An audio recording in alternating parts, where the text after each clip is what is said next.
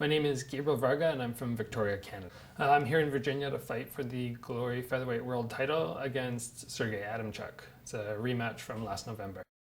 In the last fight I was the champion, and we had a really close fight, kind of a clashing fight where our styles just didn't really mesh, and I ended up losing by 1 point. There was a little bit of a questionable reffing, and a couple points could have been deducted for clenching on his part. It was a little bit frustrating to go back and watch the video, but you move forward and it's in the past, so I don't really bother with it anymore.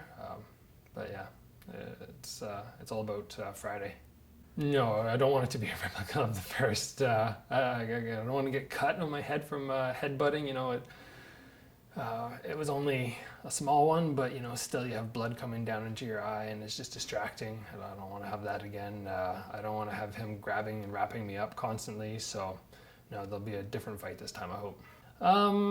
No, again, it's in the past. I have some other fights that I look back on as well where they didn't go the way you wanted or you weren't 100% happy with yourself, but I'm pretty good about shutting that down and just focusing on the future. I went back and obviously watched the fight a couple times just to prep for this one, but it was just all research. Doesn't really bother me at this point. He's just unorthodox. There's fighters like that. There's some guys like Giorgio Petrosian who are hard to figure out, but they're so elite. It's like Wayne Gretzky. They're at a different level almost. I don't think that's the case with him. I think he just has an unorthodox style, and he's very good at dealing with pressure. And that's just most fighters that he's fought have decided to put pressure on, and push and push and push, and it just isn't the way to victory with him. So try something different this time. No, nothing in particular. There's always some fighters, they have wide openings and you're like, if I try this enough, I think it'll land. With him, I don't see anything that's really blatant. There's no major holes where we've been, we're drilling this one technique over and over. And I prefer not to do it that way, because if I focus on somebody, I'm gonna land the right head kick, and you just train and you train and you train for it, and then you go in and you try and it doesn't work, sometimes it almost distracts from everything else. There's so much to throw, right? I don't want to just focus on one thing. I was in China in January. After that fight, as soon as my hand didn't get raised, I just felt the fire light back up. Having the belt, for some reason, wasn't good for my motivation. I hit the top, and I've been working at it for so long to get that belt. I got it, and I just kind of hit cruise control. Not that I didn't train, I still trained really hard, but the motivation just wasn't there. And when I lost the belt, I just wasn't as upset as I should have been. We've trained for a decade to get this belt, you get it, your first fight, it's gone. Shouldn't you be upset? And I really wasn't that upset.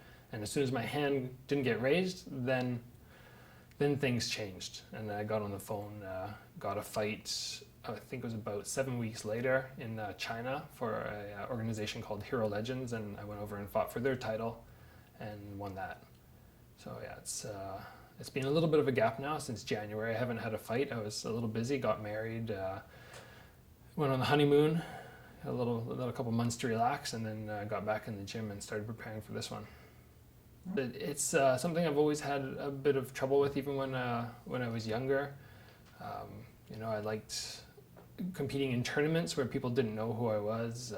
As I was coming up through Glory and K1, the first time I fought for K1 against Lurdzilla, he was a recognized Thai fighter, some sort of stadium champion, and I think a lot of people wrote me off, and I won that. And then coming to Glory, there's a number of times where I wasn't the favorite, and I think that was the first fight where maybe I was the favorite to win, and yeah, I prefer, I think, being the underdog.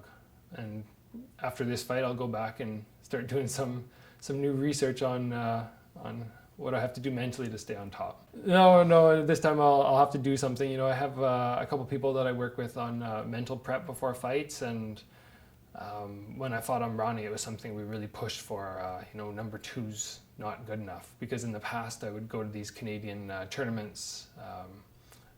I was living on the West Coast, and we'd travel all the way to Toronto or Ottawa to compete in these 30 people in one division, point fighting style. You get 3 points, you move to the next match, and I'd always be content getting to the final. Once I got to the final, I was like, you know what? I'm first or second. First or second in Canada, doesn't really matter. And I had a couple times where I just didn't really care. I lost in the final, but I didn't care. I was totally happy. So when I fought Ambrani, it was a little bit of mental prep going, you know, it's not okay to lose this fight. Number 2 is not okay. You know, you think, oh, number 2 in the world, but no, that's not the goal, obviously. It's to be number 1, so we'll work on that after.